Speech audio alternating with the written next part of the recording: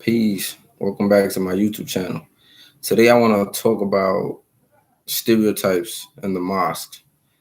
Yesterday I went to Juma services, to the masjid, and the imam sees me with a durag because I always wear a durag or whatever, and he tells me that I shouldn't be wearing a durag, and I ask why, brother, and he says that durags are like for thugs and that bad people wear them. So I was like, brother, you're like mistaken wherever you got this information. The durag is for the hair, for the purpose of like the hair. And he goes like, no, brother, I've been here for 30 years. And most of the people that I see wear, he said all the people that I see wear were not good people. So I'm like, brother, the durag is for the hair. Like it has nothing to do, whoever wears it or whatever their actions is, there's not nothing, it has nothing to do with the durag. So I tried to get into a conversation with him. He said he had to go real quick or whatever. So I was like, okay, alhamdulillah, we'll continue it some other time. So a lot of times people don't realize that the durag is a culture thing, amongst black people, especially in this country. That's like something that has become ingrained in our culture to wear the durag, for our hair purposes. So it's a thing of the hair.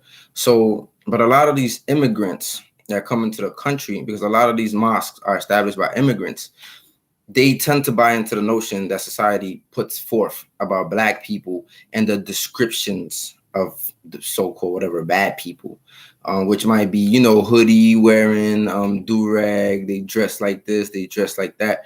And they buy into these societal notions about black folks. And so these people have followed the sunnah and the ways of the kuffar or the non-Muslim, not the kuffar, let me take that back. But they have followed the sunnah or the way of the non-Muslims, although we have our own sunnah and our own practice that we should follow.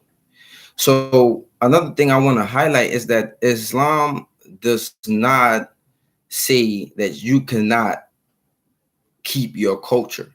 As long as your culture does not go against the laws that is legislated by God and his messenger, you can have your culture. A lot of these foreign people have their culture. They able to wear the turban, they able to wear the thobe, we grow the beard. They do a lot of different things. And I think it's hypocritical of some of these people, these foreigners that come here that are Muslim, that look at us with stereotypes, that looks at black folks with stereotypes, when they themselves are trying to stop society from looking at them with prejudice and stereotype. Like when the society says people with beards or people with turbans or certain people should be watched or certain people are terrorists, like they're trying to fight against that too. So for them to sit here and perpetuate the same thing that they're trying to fight against from society, it's hypocritical. And some of them do it out of ignorance, some of them don't know better, and some of them just don't care. And I think like the Muslim Ummah needs to be mindful of this, needs to be mindful that you don't fall into the traps of white supremacy, that you don't fall into the traps of making us even more divided than we already are. Yeah, and we have to seek, the Quran says to seek to attain the truth. And this is something that we have to do.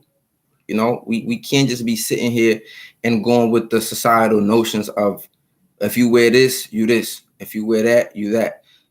This is kind of like the same pretext that the police uses to be able to shoot on our black men in our streets.